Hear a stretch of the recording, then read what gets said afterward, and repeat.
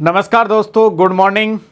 आज अपन पढ़ने जा रहे हैं कक्षा 12 का चैप्टर नंबर 3, जिसका नाम है इरिगेशन या सिंचाई।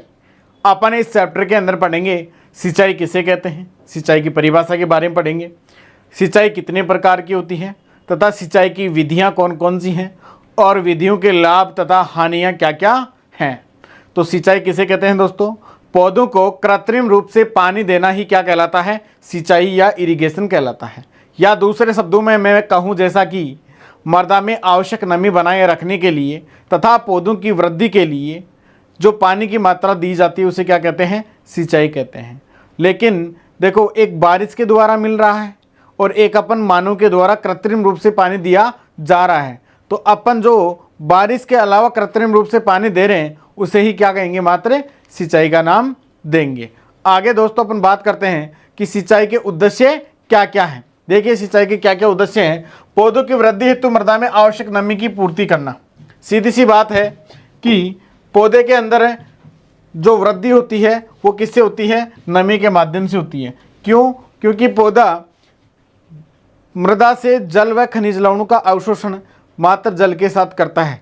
जल के माध्यम से ही अवशोषण करके रसारोहण क्रिया के माध्यम से पत्तियों तक ले जाता है और वहाँ पर वाष्प उत्सर्जन, वाष्पीकरण जैसी क्रियाएं होती हैं। आगे अपन बात करते हैं, फसल को अल्पा अवधि मतलब कुछ समय तक सूखे से बचाकर उत्पादन सुनिश्चित करें। कई बार क्या होती है, अपन वर्षा आधारित खेती कर लेते हैं, वर्षा नहीं आती है, वर्षा नहीं आने की वजह से क्या होता है, पौधा सूखने लगता है।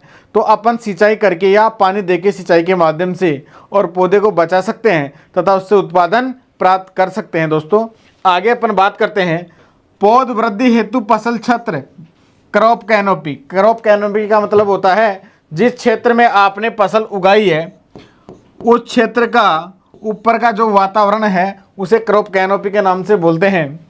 इसे अल्प वायुमंडल को ठंडा रखकर पौधे की वृद्धि के लिए अनुकूल बनाना।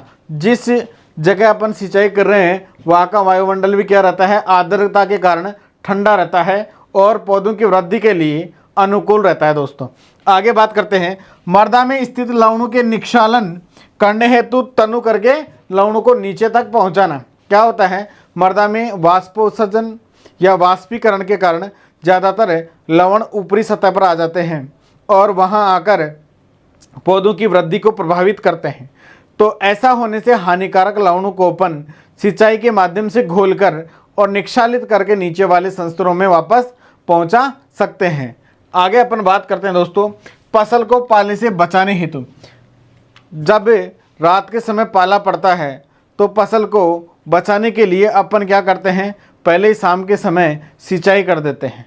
तो सिंचाई करने से क्या होता है, वहाँ का कुछ तापमान में वृद्धि हो जाती है तथा पौधे की कोशिकाओं में सार्बिटोल का जमाव नहीं होता, जिससे पौधे की कोशिकाएं फटती नहीं और पौधा मरता नहीं। इससे पाले से बचाने में काफ़ी मददगार साबित होती है। आगे अपन बात करते हैं, कृषक परत मतलब प्लाउज लेयर।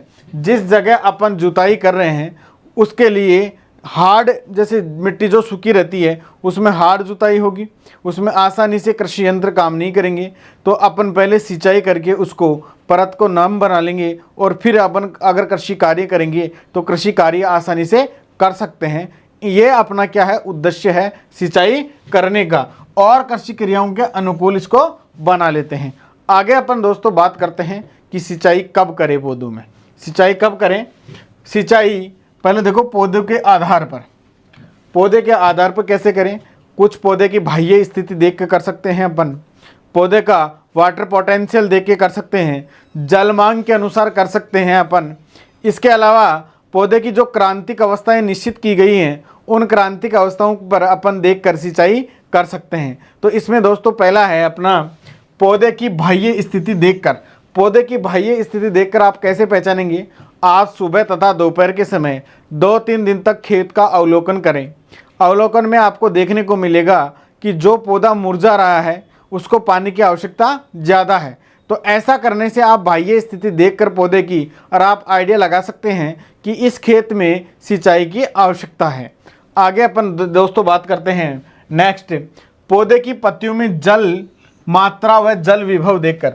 आपको पता है जिस पौधे की जल विभव कम है या जिसमें जल की मात्रा कम है उसकी पत्तियां क्या रहती हैं, मुरझाई हुई रहती हैं, और जिसमें जल विभव की मात्रा ज़्यादा है उसकी पत्तियां बिल्कुल क्या रहती हैं, खिली हुई रहती हैं। देखिए दोस्तों, वाटर पोटेंशियल या जल विभव नीचे की तरफ अधिक होता है तथा ऊपर की तरफ जाते जाते कम हो जाता है। आपको इस चित्र के माध्यम से समझने को मिल सकता है। यहाँ पर वाटर पोटेंशियल क्या है, हाई है, क्योंकि जल की मात्रा क्या है, इधर हेवी है, और यहाँ ऊपर की पत्तियों की वाटर पोटेंशियल क्या होता है, लो होता है। तो आप इसको देखकर आइडिया लगा सकते हैं और सिंचाई की अवधि निश्चित कर सकते हैं। नेक्स्ट दोस्तों अपन बात करते हैं पत्तियों का तापमान मापकर।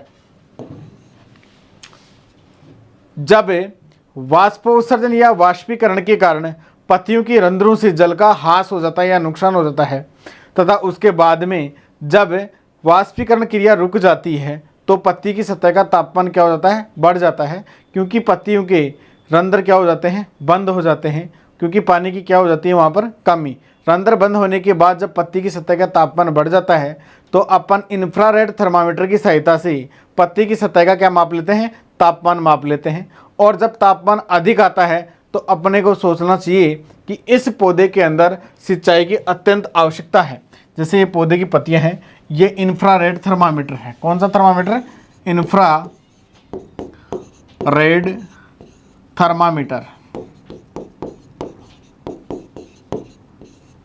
इंफ्रारेड थर्मामीटर की सहायता से अपन पत्ती की सतह का तापमान मापकर इस प्रकार से अपन ज्ञात कर सकते हैं और पौधे में सिंचाई का निर्धारण कर सकते हैं कि किस समय आप सिंचाई देंगे। नेक्स्ट अपन बात करते हैं फसलों की क्रांतिक अवस्थाएं देखकर। हर फसल की एक क्रांतिक अवस्था होती है, निश्चित क्रांतिक अवस्था होती है जिस पे सिंचाई करना अत्यंत महत्वपूर्ण है।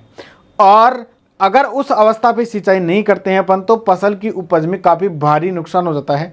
सीधा 20 से 25% फसल का नुकसान हो जाता है। तो उसी प्रकार से अलग अलग फसलों की अलग अलग दिनों पर क्रांतिक अवस्थाएं डिसाइड की गई है जो फसल बुआई के बाद में आती हैं। जैसा कि आप लेंगे सबसे पहले गेहूँ की क्रांतिक अवस्थाएँ। आपको बताएं दोस्तों, गेहूँ को कुल 6 सिंचाइयों की आवश्यकता पड़ती है। कितनी सिंचाइयों की, 6 सिंचाइयों की आवश्यकता पड़ती है, जिसमें पहला है शीर्ष जड़ निकलना।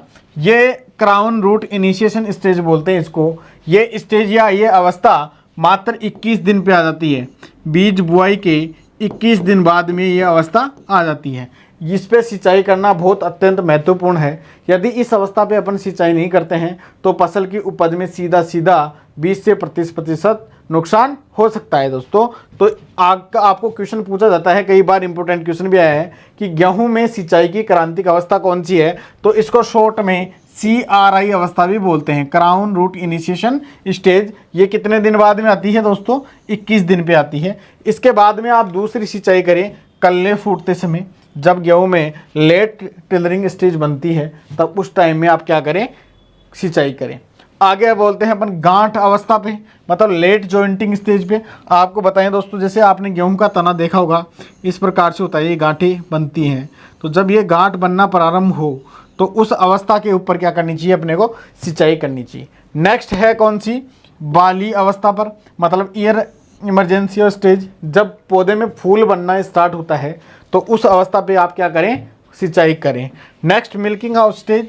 जब आपने देखा होगा जब गेहूं का दाना बनता है तो उस कंडीशन में दूधिये रंग का कच्चा कच्चा रहता है। आप गेहूं के दाने को कभी फोड़ के देखना, थोड़ा सा दूध जैसा पदार्थ उसमें से निकलेगा और कच्चा सा दाना आएगा। उस स्टेज को बोलते हैं मिल्किंग स्टेज या दूधिया अवस्था। उस अवस्था पे भी सिंचाई बहुत इंपॉर्टेंट है। और अगली स्टेज है डक स्टेज, जिस पर पकता है दाना।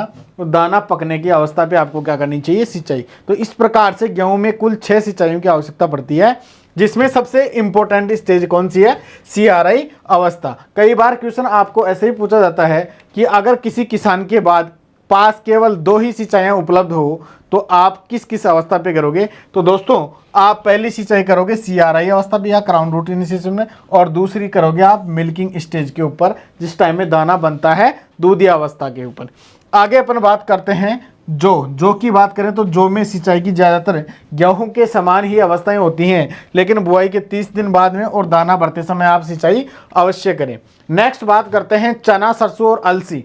देखो चना, सरसों और अलसी जितने भी फलीदार फसलें हैं उनमें जब फलियां बनते हैं तो उससे पहले सिंचाई करने की अत्यंत आवश्यकता रहती है। जितने भी तिलहनी फसलें रहती हैं तो उनमें जब दाने बनने लगते हैं फलियों के अंदर, उससे पहले और फूल बनते समय सिंचाई की अत्यंत आवश्यकता रहती है दोस्तों। तो देखो इसमें फूल आने से पहले किसमें, चने के और सरसों और अलसी के अंदर फलियां बनते समय सिंचाई बहुत इंपॉर्टेंट है। अगर इस अवस्था पे आपने सिंचाई नहीं की तो आपको उपज में भारी नुकसान उठाना पड़ सकता है।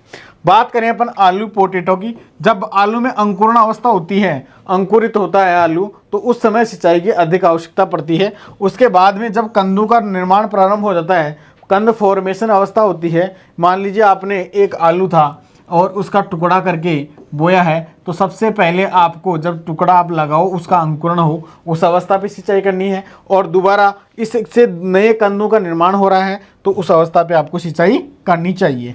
आगे बात करते हैं गन्ने में। गन्ने का वही अंकुरण अवस्था पर तथा कल्ले फूटते समय और बढ़वार के समय आवश्यकता रहती है। कपास में डोडे वाली जो सिंपोडियल शाखाएं बनती हैं तो उस समय तथा फूल बनते समय सिंचाई की आवश्यकता पड़ती है दोस्तों। यह आपकी किताब में भी सारणी के रूप में दिया गया है। आगे अपन बात करते हैं कि तंबाकू में। तंबाकू में क्या होती है, एक चुटाई वाली अवस्था आती है। इस चुटाई वाली अवस्था में क्या करते हैं अपन, तंबाकू के ऊपरी सिरे को तोड़ देते हैं। ऊपरी सिरे को तोड़ने से क्या होता है, असीमित वृद्धि से रुक जाता है तथा पत्तियों की संख्या में क्या होती है, वृद्धि होती है। इस अवस्था को चुटाई वाली अवस्था बोलते हैं और इस अवस्था पे सिंचाई करना बहुत अत्यंत आवश्यक है। बात करें मूंगफली। मूंगफली आपको पता है, जब मूंगफली में सुइयां बनने लगती हैं, आपको पता है मूंगफली कहाँ लगती है, ज़मीन के अंदर लगती है, भूमि के अंदर। जब इसमें मूंगफली लगने लगती है तो इस टाइप से सुइयां बनती हैं और सुइयों के आगे मूंगफली लगना प्रारंभ होती है। तो जब ये सुइयां बनना प्रारंभ हो जाती हैं लगभग 45 से 50 दिन के ऊपर, तब आपको मूंगफली के अंदर सिंचाई करनी चाहिए। नेक्स्ट बात करते हैं दोस्तों अपन धान। धान में जब कल्ले फूटने लगते तथा फूल आने से पहले वह फूल बनते समय क्या करनी चाहिए, सिंचाई करनी चाहिए। मक्का की बात करें, नरमंजरी बनते समय और भुट्टे बनते समय। नरमंजरी का आपने देखा होगा, जैसे बाल से बाल निकलते हैं जब मक्का के भुट्टे से, देखा हो तो आप लोगों ने, वो नरमंजरी वाली अवस्था है। तो उस अवस्था पे सिंचाई करना अत्यंत महत्वपूर्ण है। नेक्स्ट दोस्तों अपन बात करते हैं मृदा नमी के आधार पर। आप मृदा की नमी को हाथ से चेक कर लें और हाथ से चेक करके उसमें देखें कि अगर गीलापन आ रहा है इसका मतलब इसमें सिंचाई की आवश्यकता नहीं है। जब मृदा पूर्ण रूप से सूखी हुई आपको नज़र आ रही है इसका मतलब इसमें सिंचाई की आवश्यकता है। इसके अलावा आप टेंसियोमीटर की सहायता से एनालिसिस कर सकते हैं। कौन से मीटर की सहायता से, टेंसियोमीटर। टेंसियोमीटर एक यंत्र होता है जिसका उपयोग मृदा नमी तथा निक्षालन मापने के लिए किया जाता है। तो टेंसियोमीटर आप भूमि में इस प्रकार से लगा दें और इसकी रीडिंग नोट कर लें आप कि इसमें सिंचाई की आवश्यकता है या नहीं है। आगे बात करते हैं दोस्तों फसलों में सिंचाई कितनी अवस्था में करें, हाउ मच टू इरिगेशन, कितनी क्वांटिटी में करें। तो हर फसल की क्या एक निश्चित जलमांग होती है, उस जलमांग के अनुसार आप सिंचाई कर सकते हैं। जैसा कि पहला धान का बारे में दर्शाया गया है, धान की जो जलमांग होती है वो 900 से 2500 mm होती है और अगर अपन सेंटीमीटर में व्यक्त करें तो 90 से 250 सेंटीमीटर होती है। तो इस प्रकार से अलग अलग फसल, जैसे गेहूं की है 450 से 650, गन्ने की है 1500 से 2500, मतलब इसकी सर्वाधिक जलमांग होती है। दोस्तों अगर आपसे क्वेश्चन पूछा जाए कि सर्वाधिक जलमांग वाली फसल कौन सी है, तो सर्वाधिक जलमांग वाली है धान। कितनी होती है, 1500 से 2500 mm इसकी वार्षिक जलमांग होती है। तथा अगर क्वेश्चन पूछा जाए कि प्रतिदिन के हिसाब से सर्वाधिक जलमांग वाली फसल कौन सी है, तो वो कौन सी आएगी, आपकी धान आएगी। आगे अपन बात करते हैं, आलू की जलमांग है 500 से 700 तथा मूंगफली की है 500 से 700 और कपास की है 500 से 700 mm और सोयाबीन की है 450 से 700 तथा मक्का की है 500 से 800 mm। इस जलमांग को आप फसल वाइज आपको याद करनी है। काफ़ी बार एग्जाम में ऑब्जेक्टिव टाइप क्वेश्चंस में इसको देकर आपको पूछा जा सकता है। नेक्स्ट अपन बात करते हैं सिंचाई की विधियाँ। सिंचाई की अलग अलग प्रकार की विधियाँ हैं। दो विधियां हैं मुख्य रूप से, एक पृष्ठीय विधि जिसके पृष्ठ के ऊपर मतलब मृदा की जो सरफेस होती है उसके ऊपर सिंचाई की जाती है, तथा दूसरी है अधोपृष्ठीय, मतलब किसी सिंचाई साधन को रखकर उसके ऊपर क्या किया जाती है, पृष्ठ के ऊपर सिंचाई की जाती है, उसे अधोपृष्ठीय सिंचाई के नाम से जाना जाता है। इसमें सबसे पहले है चौकेबार या द्रोणी सिंचाई, इसको चेक बेसिन मेथड भी बोलते हैं, और अपन सीधी भाषा में आपको बताऊं तो इसको क्यारी विधि के नाम से जाना जाता है। ये देखो दोस्तों, सबसे प्राचीनतम विधि है, सबसे प्रचलित विधि है, लेकिन ये विधि केवल समतल क्षेत्रों के लिए ही क्या है, उपयुक्त है। इसमें समान रूप से सारे खेत को, अगर समतल खेत है तो पानी दिया जा सकता है। इसमें जल निकास की समस्या ज़्यादा नहीं रहती है, क्योंकि अतिरिक्त जो जल रहता है वो एक मेन इरिगेशन चैनल के माध्यम से बहकर आराम से निकल सकता है। लेकिन इसके साथ साथ नुकसान क्या है इसके, वो देखिए। नुकसान इसमें यह है कि मेड जब बनाते हैं अपन खेत में क्यारी बनाने के लिए, तो उसमें भूमि का वेस्ट ज़्यादा होता है। मतलब एक बड़ा फसल का क्षेत्रफल केवल मेड बनाने में वेस्ट हो जाता है। साथ साथ में अधिक श्रमिकों की आवश्यकता पड़ती है, अधिक पानी की आवश्यकता पड़ती है। जिन क्षेत्रों में पानी बहुतायत से उपलब्ध है, उन क्षेत्रों के लिए ये विधि क्या है, उपयुक्त है। देखो इसमें देखो किस प्रकार से है, या तो खेत को, जैसे ये आपका खेत है, इस प्रकार से या तो आयताकार रूप में या वर्गाकार रूप में अलग अलग क्यारियों में विभाजित करके, और फिर आप क्या कर सकते हैं, इस प्रकार के चौके बनाकर और खेत को पानी दे सकते हैं। ये विधि ज़्यादातर समतल क्षेत्रों के लिए ही क्या है, उपयुक्त है दोस्तों। प्राचीनतम विधि है, पहले से चली आ रही है। नेक्स्ट अपन बात करते हैं दोस्तों बॉर्डर पट्टी सिंचाई विधि। इस सिंचाई विधि के अंदर खेत को एक बड़े बॉर्डर के रूप में डिवाइडेड कर लिया जाता है, इस प्रकार से। जैसे ये आपका खेत है दोस्तों, और आपने प्लॉट के रूप में एक प्लॉट ये बना लिया, दूसरा प्लॉट ये बना लिया, इसमें सिंचाई के लिए पानी को खुला छोड़ दिया, इसमें सिंचाई के लिए पानी को खुला छोड़ दिया। इस प्रकार से करते हैं, या इस प्रकार से एक लाइन बनाकर ढाल के अनुसार, और आप छोटे छोटे बॉर्डर बना सकते हैं। ये ज़्यादा ढलान वाले क्षेत्रों के लिए उपयुक्त नहीं है, लेकिन इस सिंचाई विधि में भी पानी का नुकसान बहुत अधिक होता है। श्रम की बचत होती है मान लिया, लेकिन साथ साथ में पानी का नुकसान ज़्यादा होता है। सभी पौधों को समान रूप से इसमें पानी नहीं मिल पाता है। जो गड्ढे वाले पौधे होते हैं उनको ज़्यादा मिलता है, ढलान के ऊपर पौधे होते हैं उनको कम मिलता है दोस्तों। आगे अपन बात करते हैं कुंड सिंचाई विधि। इसमें इस प्रकार से इमेज में जैसा कि दर्शाया गया है उस प्रकार से कुंड बनाते हैं, और इन कुंडों के अंदर पानी छोड़ा जाता है। ये ज़्यादातर कपास, गन्ना, मक्का, बाजरा, ज्वार आदि के लिए ऐसी विधियाँ क्या है, उपलब्ध है। इसमें आपको ट्रैक्टर की सहायता से कुंड बनाने हैं, तथा उन कुंडों के अंदर क्या करते हैं, अपन पानी छोड़ देते हैं, और कुंडों के ऊपर अपन क्या करते हैं, फसल की बुआई करते हैं।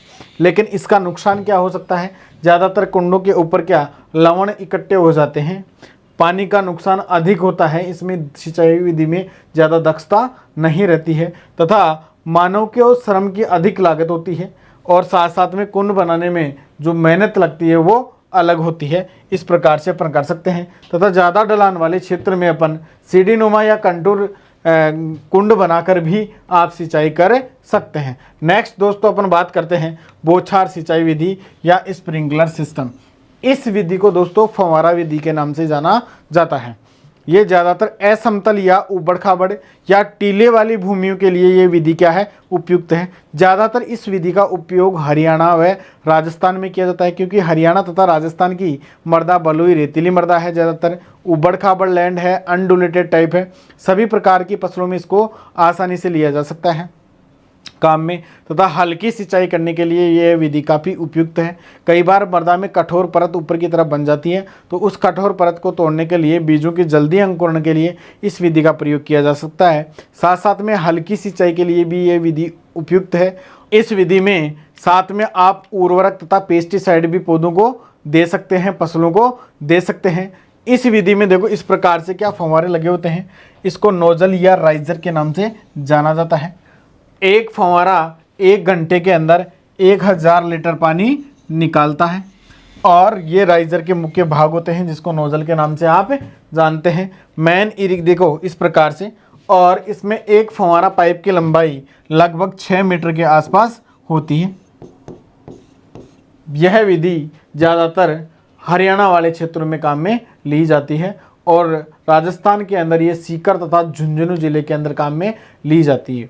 इस विधि में पानी की काफ़ी अच्छी बचत होती है, मतलब इसमें 30 से 50% पानी की बचत होती है अन्य क्यारी विधि जैसी विधियों की अपेक्षा। तथा इस विधि के अंदर नुकसान ये है कि जब किसी क्षेत्र में वायु दबाव अधिक हो जाता है या हवा ज़्यादा तेज़ मात्रा में चलती है, तो समान मात्रा में पानी का वितरण नहीं होता है। सभी फसलों के लिए ये विधि क्या है, उपयुक्त है, लेकिन कुछ फसलें ऐसी है जैसे धान, उनके लिए उपयुक्त नहीं है, क्योंकि धान को ज़्यादा मात्रा में क्या चाहिए होता है, पानी चाहिए होता है। कई बार क्या होता है, जैसे अगर ख़राब जल है तो उसके कारण से इसका जो राइजर है उसके छेद रुक जाते हैं। लवणीय भूमियों के लिए ये विधि ज़्यादा उपयुक्त नहीं है दोस्तों। आगे अपन बात करते हैं बूंद बूंद सिंचाई या ड्रिप इरिगेशन। इस विधि को ट्रिकल सिंचाई के नाम से भी जाना जाता है, ट्रिकल इरिगेशन के नाम से जाना जाता है, या इस विधि को टपका विधि के नाम से भी जाना जाता है, क्योंकि इसमें जो ये ड्रिपर दिया हुआ है, आपने देखा होगा ड्रिप सिंचाई, इस प्रकार से मेन इरिगेशन लाइन उससे लेटरल पाइप से अलग अलग ड्रिपर्स निकले हुए हैं जो ऊपर की तरफ, ये ड्रिपर का जो चित्र दे रखा है इसमें, इस प्रकार से एक ड्रिपर 1 घंटे में 10 लीटर पानी निकालता है। इस विधि का आविष्कार इजराइल से हुआ था दोस्तों। ये विधि मुख्य रूप से कहाँ की देन है? इजराइल की देन है। सबसे अधिक फल वृक्ष व सब्जियों के लिए ये विधि क्या है? उपयुक्त है। इस विधि में चाहे फील्ड समतल हो चाहे असमतल, किसी प्रकार का कोई फर्क नहीं पड़ता। सबसे अधिक सिंचाई में जल दक्षता वाली सिंचाई विधि है। इस विधि में सीधा सीधा 50 से 70% पानी की बचत होती है अन्य विधियों की अपेक्षा। साथ साथ में खरपतवार नियंत्रण होता है। जिन क्षेत्रों में पानी की समस्या है, कम पानी है, उन क्षेत्रों के लिए काफ़ी अच्छी उपलब्ध है। तथा साथ साथ में भूमि की जल धारण क्षमता क्या करती है? बढ़ाती है। पौधे की जड़ क्षेत्र के अंदर ही पानी डालती है, बाकी भूमि के एरिया को जल वेस्ट नहीं करती है यह विधि। और इस विधि के माध्यम से आप उर्वरक तथा पेस्टिसाइडों को घोल के पौधे को दे सकते हैं। साथ साथ में लवणीय जल के लिए भी क्या है, ये उपयुक्त विधि है। इसमें आसानी से सिंचाई आप कर सकते हो। फलदार व सब्जी वाले पौधों के लिए काफ़ी अच्छी विधि है। ये विधि भारत में ज़्यादातर महाराष्ट्र में काम में ली जाती है तथा जयपुर में पॉली हाउस के अंदर, जैसे इसके अलावा आप फल वृक्षों में काम में ले सकते हैं। छोटा अगर आपने गृह वाटिका लगा रखा है तो उसमें आप काम में ले सकते हैं। काफ़ी अच्छी विधि है और ये विधि भी केवल दबाव के ऊपर ही आधारित है। नेक्स्ट दोस्तों अपन बात करते हैं, इस प्रकार से आप ड्रिप का सचित्र देख सकते हैं कि आप जैसे ये छोटे पौधे हैं, इनमें ड्रिपर आराम से क्या कर रहा है? सिंचाई कर रहा है। इस प्रकार से इसमें आप देख सकते हैं कि मेड के ऊपर ड्रिप बिछा कर आप सिंचाई कर सकते हैं। सिंचाई की काफ़ी अच्छी विधि है दोस्तों ये। आगे अपन बात करेंगे नेक्स्ट चैप्टर में सिंचाई के जो प्रश्न उत्तर हैं, अभ्यास प्रश्न उत्तर, उनके बारे में दोस्तों।